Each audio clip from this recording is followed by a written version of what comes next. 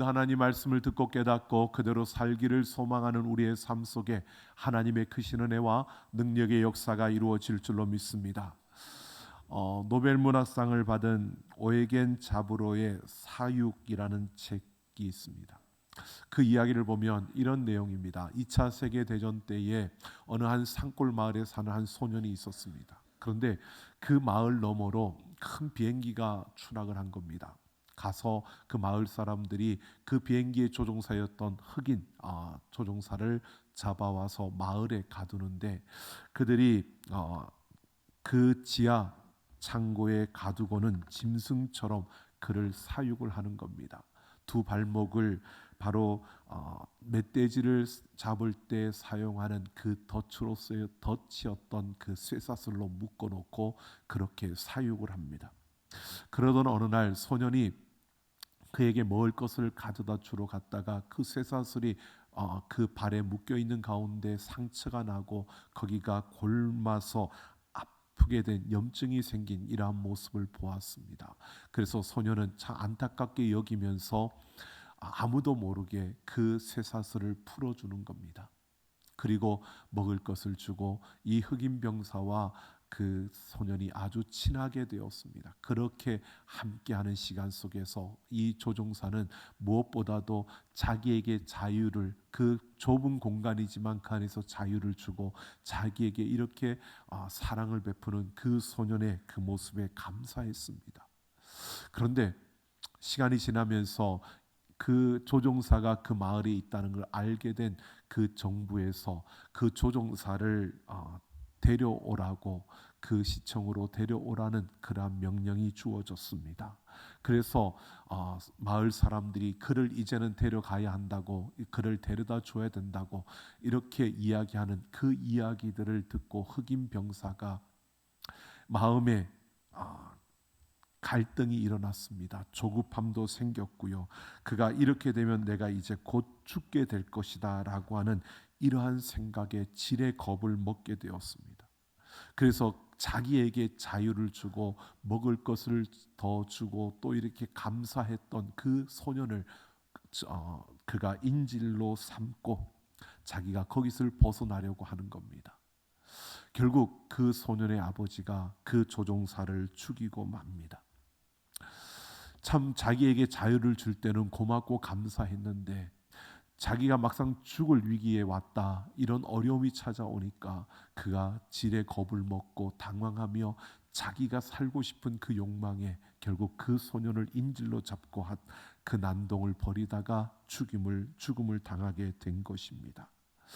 여러분, 이 이야기를 가만히 저는 보면서 이런 생각이 들었습니다. 예수님께서 우리를 위해서 이 땅에 오셨던 그 모습이 떠올랐습니다. 죄로 말미암아 죽을 수밖에 없었던 죄의 덫에 묶여서 참으로 힘겹게 살아가던 우리들에게 자유를 주시기 위해서 이 땅에 오셔서 십자가를 지시고 우리를 대신하여 죽어 주셨습니다. 우리는 그 참된 자유를 갖게 되었는데 삶을 이 세상에서 살다 보니까 어려운 일들이 주어지고 힘든 일들이 주어지고 생각지 못했던 그런 사건들, 일들이 일어날 때마다 우리 마음이 조급해지고 또 당황해지면서 우리는 그 예수님께 감사하다가도 우리는 그 예수님 앞에 원망하고 불평하고 또 그 예수님을 모른다고, 아니 그 예수님이 우리와 무슨 상관이 있냐고, 어쨌든 이 문제를 해결해야 되겠다고 그렇게 달려가는 우리의 모습은 아니었나. 결국 그렇게 예수님을 부인하고 부정한다면 결국 우리에게 주어질 것은 영원한 죽음밖에 없다는 것을 그대로 보여주는 그러한 이야기가 아닐까라는 생각이 들었습니다. 여러분, 참 어리석게도요, 이 세상의 수많은 일들을 한번 보십시오. 참으로 어리석게도 계속되는 위기와 어려움 속에서 우리는 하나님을 부정하고 하나님을 대적하고 하나님을 떠나는 그러한 걸음을 걸어가는 모습을 보여주고 있습니다. 조금 좋을 때, 잘 될 때, 또 내가 원하는 대로 뭔가 이루어질 때는 하나님 앞에 감사한다고 하나님을 찾고 하는데, 조금 어려워지면, 조금 삶의 위기가 찾아와서 당황스러운 일들이 주어지면 그지없이 어리석은 모습으로 어리석은 선택을 하고 있는 그러한 것이 우리의 모습이 아닐까. 여러분, 다윗의 나라, 하나님의 나라를 품은 다윗의 나라도 마찬가지였습니다. 여러분, 그 압살롬의 반란으로 온 나라가 쑥대밭이 되었습니다. 근데 이 문제가 해결되어지는 과정 속에 있는데, 이제 다윗이 예루살렘으로 귀환했는데, 그런데 또 다른 반란의 그러한 일들이 일어나는 겁니다. 그러니까 위기가 하나 해결될 만하면 또 다른 위기가 주어지는 겁니다. 여러분, 그러한 위기가 계속되는 이 가운데서 여러분, 다윗이 이 위기를 벗어나는 모습을 오늘 우리가 볼 수 있습니다.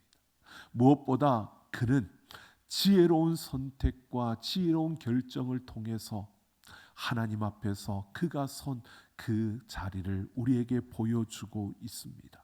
오늘 이 말씀을 우리가 함께 살펴보면서요, 우리의 삶 속에서 위기가 끊임없이 주어지고 수많은 일들이 우리 앞에 주어지는 그 순간에 여러분, 우리가 어리석은 결정과 선택을 하지 않고 지혜로운 결정과 선택을 하기 위해서 오늘 우리는 어떻게 해야 되는지, 그래서 우리가 한 걸음 한 걸음을 통하여 정말 이 세상 속에서 하나님의 그 나라를 이루고 우리가 살아나고 살려내는 그러한 걸음을 걷기 위해서 우리는 어떤 지혜로운 자가 되어야 하는지를 함께 생각해 보려고 합니다.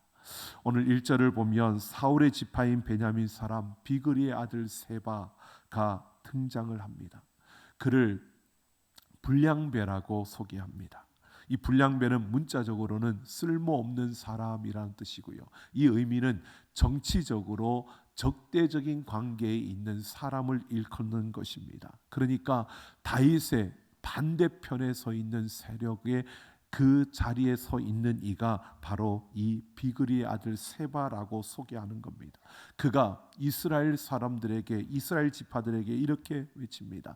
나팔을 불며 다윗과 나눌 분깃도 받을 유산도 없으니 이스라엘아 각각 장막으로 돌아가라 라고 외칩니다. 여기에서 나팔을 불며라고 하는 것은요, 이 나팔을 분다는 것은 군사적인 행동을 시작했다는 겁니다.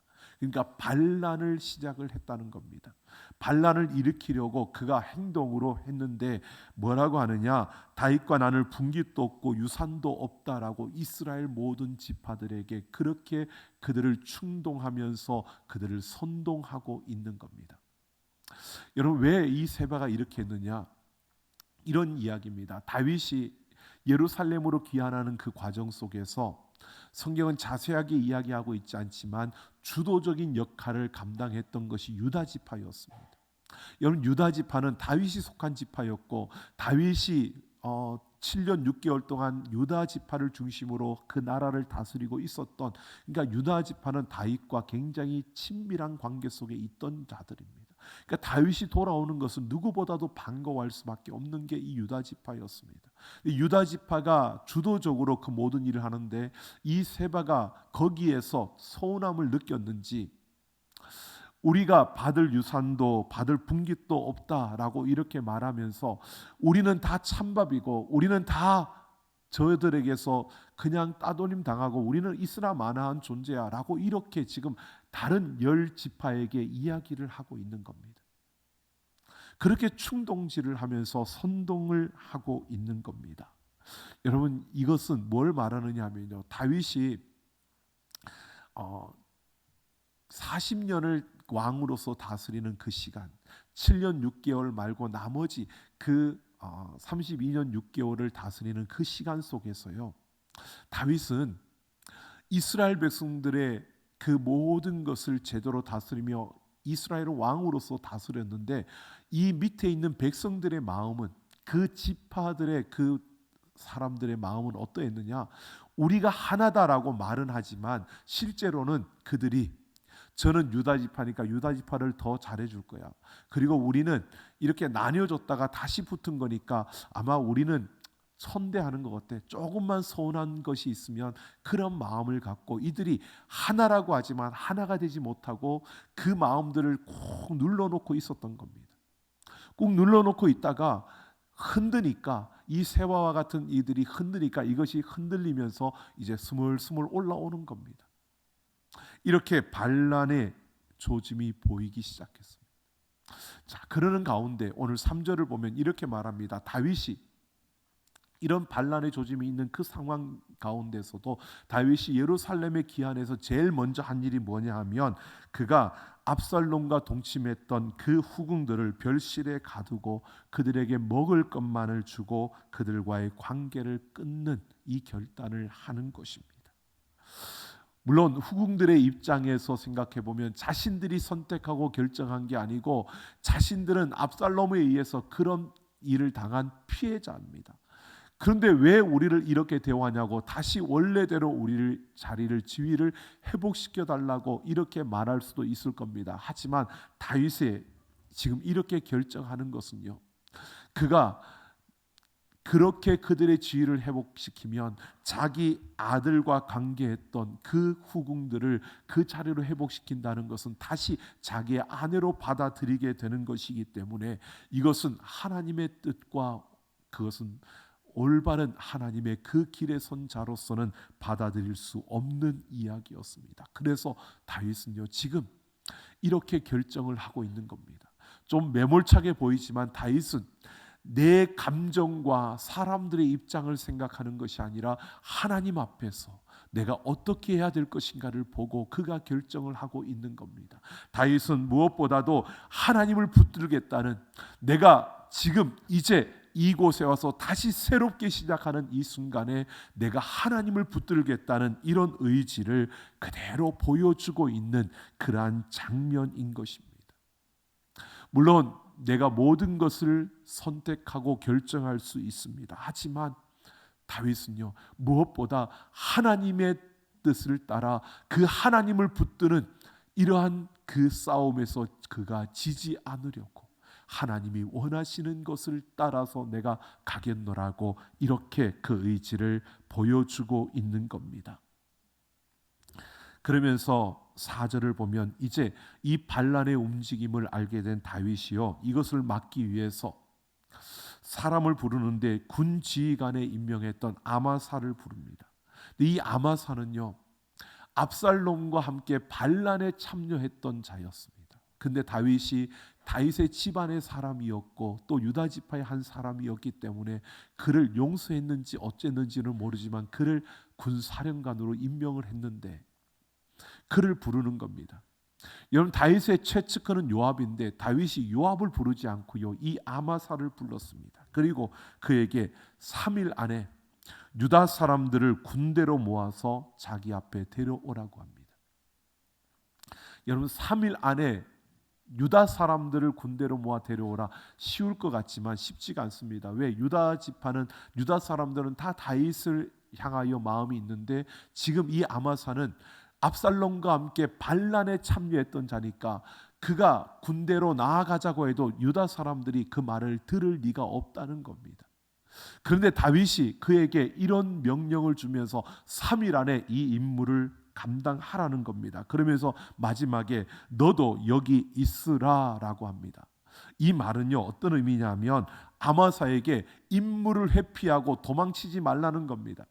이 임무가 나한테는 너무 부당하다고, 저들이 내 말을 안 들으니까 나 이 임무를 못하겠다고 도망치지 말고 네가 이제는 새롭게 시작하는 걸음이니까 저들이 너를 믿어주지 않고 저들이 너를 받아주지 않더라도 네가 이 임무를 수행하기 위해서 최선을 다하고 그래서 그 임무를 수행하라고 그렇게 그에게 말하고 있는 겁니다. 쉬운 일은 아니지만 그러나 내가 이제 군사령관으로서 이 일을 감당하라는 것입니다. 임무를 다 하라는 것이었습니다. 그런데요 이 아마샤가 정한 기한까지 나타나지 않습니다. 임무를 다 하지 못한 겁니다. 그러자 다윗은 더 기다리지 않고요 아비새를 부릅니다. 요압이 아니고 요압의 동생 아비새를 불러서 다윗이 이 아비새에게 그 아마사에게 맡겼던 이 임무를 맡겨서 군대를 데리고 바로 그 반란군 세바의 반란군들을 무찌르러 나아가게끔 명령을 내리는 겁니다. 여러분, 다윗의 최측근인 요압을 놔두고요, 지금 다윗이 아마사와 아비새를 통해서 이 일을 이루고 있습니다. 여러분, 이상하지 않습니까? 물론 이 요압이 자신의 아들 압살롬을 죽였습니다. 반란군을 무찌른 겁니다. 그것 때문에 그럴까? 아니요, 그것 때문이 아니라 다윗은 그러한 요압의 모든 행동 가운데서 보았습니다. 요압이 어떤 사람인지를 그가 보았던 것입니다. 그래서 그는 무엇보다도요, 그 요압이 아니라 아마사에게 기회를 주었고, 그가 그 기회를 놓치자 바로 아비새를 통해서 이 문제를 해결하는데 빨리 진행되어지고 있습니다. 왜? 다윗이 볼 때 이 반란군들을 놔두면 압살롬이 반란을 일으켰을 때보다 백성들에게 더 큰 참상이 일어날 것을 그가 생각하고, 또 이것이 하나님께서 정말 이 백성들에게 이런 참상이 일어나는 것을 원치 않는다는 것을 알았기 때문에 이 문제를 해결하기 위해서 그는 무엇보다도 그렇게 빨리 결정을 내리고 그 요압이 아니라 아마사와 이 아비새에게 이 모든 일들을 맡기고 있는 겁니다. 여러분, 다윗은 지금요, 하나님의 뜻을 분별하고 하나님 편의 선자가 누군가를 보고 하나님과 함께하는 그러한 걸음을 걷기 위해서 하나님을 붙잡는 싸움을 지금 하고 있는 겁니다. 그러니까 다윗은 이 예루살렘으로 귀환하고 난 이후에 그가 더욱더 보여주는 모습은요, 하나님을 절대로 내가 놓칠 수가 없다는 것입니다. 그래서 어떤 순간에도 그는 하나님을 붙드는 이 걸음을 통해서 이것을 통해 하나님의 뜻을 이루고자 하는 것이 다윗의 그 모습이었고 다윗의 선택이었습니다.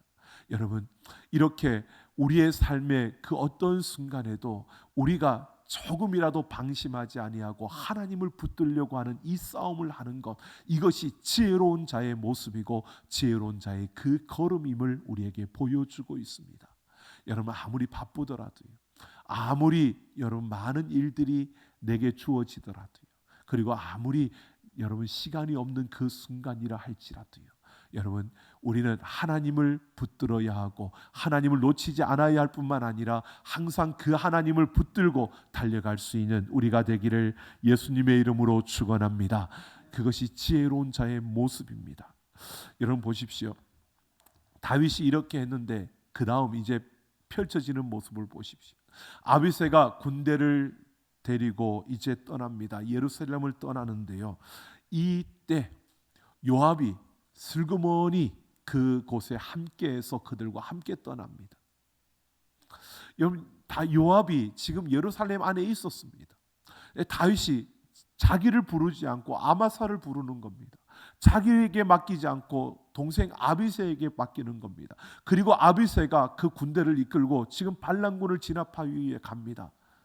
그러니까 이 요압이요, 그 사이에 슬그머니 들어가서 그 아비새 동생과 함께 지금 그 반란군을 점령하는 그 길에 떠나고 있는 겁니다. 그 길을 떠나는데요, 그들이 기브온 땅에 이르렀을 때 8절을 보면 큰 바위 옆에서 아마사가 나옵니다. 아마사가 나와서 이들에게 인사를 하는데 요압이 그와 인사를 하는 것처럼 다가가서 칼로 그를 죽이는 겁니다. 요압이 칼로 그를 죽였습니다.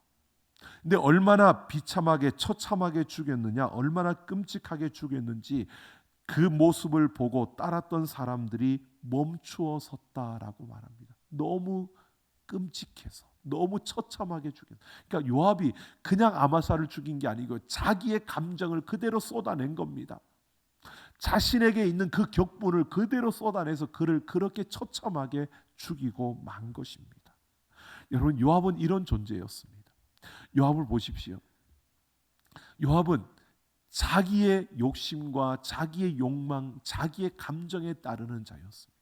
하나님의 뜻이 무엇인지, 하나님께서 뭘 중요하게 여기시는지 이걸 보는 자가 아니었습니다. 그는 어리석게도요, 정말 지혜로운 다윗의 그 근처에 측근으로 있으면서도 그는 어리석게도 자기의 욕망과 욕심에 사로잡혔고 하나님의 뜻을 헤아릴 수 없었고 하나님의 뜻을 찾기보다는 그는 일에 초점을 맞추었습니다. 그래서 지금 반란군을 제압하는 이 일에만 맞춘 겁니다. 내가 가는 그 길에 나의 경쟁자가 될 아마사, 그를 죽이고자 하는 이러한 일들, 자기의 욕심과 자기의 욕망과 그리고 자기가 생각하는 중요한 일들, 이것만 보고, 그러니까 목적지를 향하여서 달려가는데 그 과정이 어떠하든지, 그 과정이 어떤 과정이든 그 목적만 이루면 된다고 생각하는 것이 바로 이 요압의 모습이었던 것입니다. 이것이 요압의 어리석은 모습인데, 그 어리석은 모습이 계속 이어지는 모습으로 보여집니다. 어떻게 보여지느냐? 세바가 반란을 일으키려고 새를 규합했지만 많은 새가 그에게 붙지 않았습니다. 그러니까 아벨성으로 그가 피해 있었는데, 이 요압이 그 아벨성에 가서요, 그 아벨성을 허물고 그 안에 있는 모든 이들을 다 죽이려고 그곳에 토성을 쌓는 겁니다. 성벽을 오를 수 있는 그런 성을 바깥에다 쌓고 있는 겁니다. 여러분, 지금 요압은 다른 게 보이지 않는 겁니다. 어쨌든 세바만 죽이면 되고, 그 세바를 죽이기 위해서 아벨성을 무너뜨리고 그 아벨성에 있는 사람들을 생각지 않는 겁니다. 그때 한 지혜로운 여인이 이 요압을 만나기를 그가 청하고요, 요압을 만납니다. 그리고 요압에게 이야기를 합니다. 이렇게 이야기를 합니다. 옛 사람들이 아벨에 가서 물을 것이라 하고 그 일을 끝내었다. 이 말은 유대인들의 격언이었습니다. 어떤 격언이냐면, 그 아벨성에는 지혜로운 랍비들이 많이 살고 있었습니다. 그러니까 이스라엘 사람들이 어떤 문제가 생겨나고 어떤 애매한 일들, 이상한 일들이 있으면 이 아벨성에 가서 그 지혜로운 랍비들에게 물어보면 이 랍비들이 하나님의 지혜와 하나님의 뜻을 그들에게 가르쳐주고 하나님께서 원하시는 것이 무엇인가를 분별해주는 이러한 것이 탁월했던 성읍이었습니다. 그래서 유대인들은 어떤 일이 있으면 아벨성에 가서 물어보라고 이렇게 말할 정도였다는 것입니다. 그런 지혜로운 도시라는 겁니다. 지금 한 여인이 요압에게 이걸 이야기합니다. 당신이 지금 무너뜨리려고 하는 이 아벨성은 지혜로운 그러한 도성일 뿐만 아니라 이렇게 말합니다. 하나님의 기업이라고. 하나님의 기업으로서 하나님이 세운 성인데 왜 이 성을 무너뜨리고 그 안에 있는 하나님의 백성들을 왜 죽이려고 하느냐? 이 요압은요, 지금 세바만 죽이면 되는데 그게 아니라, 세바가 아니라 그 아벨성 자체를 다 무너뜨리려고 하는 이런 모습으로 나아갔을 때, 이 여인이 지금 이렇게 말을 했을 때 요압이 그제서야 깨달은 겁니다. 그래서 요압이요, 세바만 우리에게 죽일 수만 있다면, 세바만 우리에게 넘겨주면 이 성은 우리가 무너뜨리지 않겠다. 그래서 그 여인이 성 사람들과 이야기를 해서 결국 세바를 죽여서 요압에게 넘겨주게 됩니다. 그래서 요압이 이 아벨성의 모든 사람들을 죽일 그 위기를 이 지혜로운 한 여인이 막아서게 된 것입니다. 여러분 보십시오. 이 요압은요, 어떤 목적을 세우면 그 목적을 이루기 위해서 어떤 수단과 방법을 가리지 않고 그 목적만 성취하면 된다는 그런 자였습니다. 여러분, 세상의 수많은 이들이 바로 이런 모습으로 달려가고 있습니다. 이 지혜로운 한 여인을 통해서요, 지금 하나님의 뜻이 무엇이고 지금 우리의 현실 가운데 무엇이 선한 것인가를 분별할 수 있는 한 여인, 지혜로운 여인을 통해서 이 아벨성의 사람들이 살아나는, 그들의 생명을 구원하는 이런 역사가 그들 앞에 펼쳐지게 된 것입니다. 여러분 보십시오. 오늘 우리는 이런 지혜로운 자들이 되기를 소망합니다. 여러분, 우리의 삶에 수많은 일들이 있습니다. 그런데 우리가 그 문제와 그 일들, 내가 이루고자 하는 목표, 목적, 거기에만 초점을 두면요, 우리는 이 요압처럼 어리석은 그러한 결정과 선택을 하며 달려갈 수도 있습니다. 그런데 그 가운데서 하나님이 원하시는 것이 무엇인가를 분별하고 끝까지 우리가 방심하지 않고 하나님을 붙들려는 그 싸움을 하는 그런 지혜로운 결정과 선택을 하게 된다면 오늘 우리는 살아날 뿐만 아니라 살려낼 수 있는 자들이 될 수 있다는 것입니다. 여러분, 우리가 이 세상을 사는 동안 위기는 끊임없이 올 것입니다. 그 위기 앞에서 여러분, 어리석은 선택과 결정이 아니라 지혜로운 결정과 선택을 할 수 있는, 그래서 살아나고 살려낼 수 있는 우리가 되기를 예수님의 이름으로 축원합니다. 잠언 31장 10절을 보면 누가 현숙한 여인을 찾아 얻겠느냐, 그의 값은 진주보다 더하다라고 말합니다. 현숙한 여인, 여러분, 우리가 현숙한 여인, 현숙한 지혜로운 자가 되어야 합니다. 그 지혜로운 자가 진주보다 더 귀하다라고 합니다. 여러분, 진주는 어떤 것을 말할까요? 성경에 보면 진주에 대해서 많이 이야기하지만 마태복음 13장 45절 46절에 보면 천국을 값진 진주를 구하는 장사로 비유합니다. 그러니까 진주를 구하는 장사가 천국이고, 그리고 그 진주, 그 장사가 자기의 값을 지불하고 산 그들이 바로 진주인데, 바로 우리가 진주입니다. 그 비유에 의하면 바로 이런 거죠. 진주 장사인 예수님께서 값진 진주를 구하러 이 땅에 오셔서 흠도 많고 허물도 많고 참 연약한 우리들을 자신을 내어주고 값을 내어주고 우리를 사서 진주로 삼아주신 겁니다. 우리는 바로 천국의 백성이 된 겁니다. 누가 현숙한 여인을 찾아 얻겠느냐, 그 값은 진주보다 더하다는 것은요, 그 현숙한 여인을 갖는 것이 바로 여러분 영원한 천국을 얻는 것과 같은 우리가 천국 백성이 된다는 것을 말하고 있는 겁니다. 여러분, 그러면서 이 잠언에서 뭐라고 말하느냐, 바로 그 현숙한 여인은 바로 하나님 여호와를 경외하는 자라고 말하고 있습니다. 여호와를 경외하는, 하나님을 두려움으로 섬기는 자들, 여러분, 하나님을 경외하는 자가 지혜로운 자요 현숙한 여인이라는 겁니다. 여러분, 하나님을 두려워하는 것은 다른 것이 아닙니다. 내 삶에 하나님을 인정하는 겁니다. 내 삶의 모든 순간 하나님이 계시다고 인정하고 모든 것을 아신다고, 하나님이 내 생각과 내 마음의 모든 것을 아신다고 인정하고 그 하나님 앞에서 내가 살아가는 것, 이것이 여호와를 경외하는 것입니다. 이것이 바로 지혜로운 자라는 겁니다. 여러분, 우리가 지혜롭게 되기 위해서는요, 어떤 순간에도 내가 어떤 일들이 있더라도 하나님이 다 아시고 하나님이 보시고 하나님께서 우리에게 말씀하신다는 사실을 인정하고, 여러분, 그 하나님 앞에서 진실하고 정직하게 그 하나님의 도움을 구하고 하나님의 길을 찾는 우리가 되기를 예수님의 이름으로 축원합니다. 세상에는 다시 되돌릴 수 없는 네 가지가 있다고 합니다. 엎질러진 물과 시위를 떠난 화살과 흘러가버린 시간과 내뱉는 말입니다. 그 가운데 이 말은 상대방이 있습니다. 그래서 말로 상대방을 살리기도 하고 상대방을 죽이기도 합니다. 여러분, 우리의 말은 살리는 말이 되기를 원합니다. 여러분, 우리가 살리는 말을 해야 되는데 여러분, 실제로 또 그렇지 않다는 겁니다. 우리의 마음과 우리의 생각에 어떤 생각, 어떤 마음을 가졌느냐, 이것이 가장 먼저 행동으로 드러나는 게 말입니다. 여러분, 우리가 세상을 살면서 한번 보십시오. 저는 하루를 마감하면서 잠자리 들기 전에 하루를 돌아보며 하루의 일상을 쭉 생각해 보는데요, 그 시간 속에서 문득 이런 생각이 들 때가 많습니다. 오늘도 참 많은 이야기들을 들었는데 참 아픈 것은 긍정적인 말과 위로의 말과 격려의 말보다도요, 부정적인 말과 패배의식에 찌드는 말들을 들었을 때가 더 많을 때 참 아프고 또 참 힘든 그러한 시간이 되는 것을 보았습니다. 여러분, 오늘 우리가 살면서 수많은 말들을 듣습니다. 근데 우리는 별로 생각하지 않죠. 내가 어떤 말을 듣는지.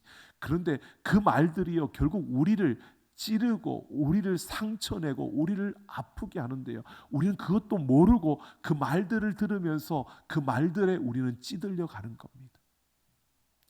여러분, 우리가 선한 말, 좋은 말들을 해야 되지만 우리가 선한 말, 좋은 말들을 또한 들을 수 있어야 됩니다.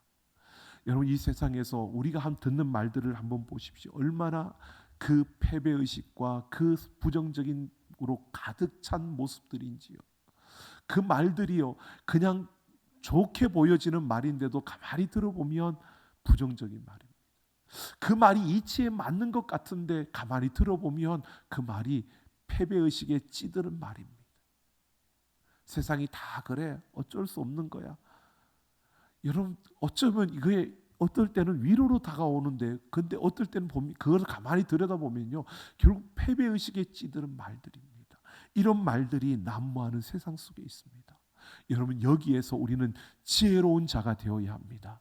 내게 들려오는 말들이지만 그러나 내 마음과 내 생각을 지킬 수 있어야 되는 겁니다. 그 말들에 휘둘리는 것이 아니라, 그런 말들이 들려지더라도, 그런 말을 하는 이들이 우리와 함께 하더라도 거기에 휘둘리는 것이 아니라, 우리는 하나님 앞에서 하나님이 원하시는 것을 위해서 하나님의 뜻을 바르게 분별하며 우리의 마음에, 우리의 생각에 하나님의 말씀이 머물게 하는, 그래서 그 말씀이 나를 살리고 그 말씀이 또한 살려내는 역사를 이루어가는 우리가 되어지기를, 지혜로운 자들이 되기를 예수님의 이름으로 축원합니다.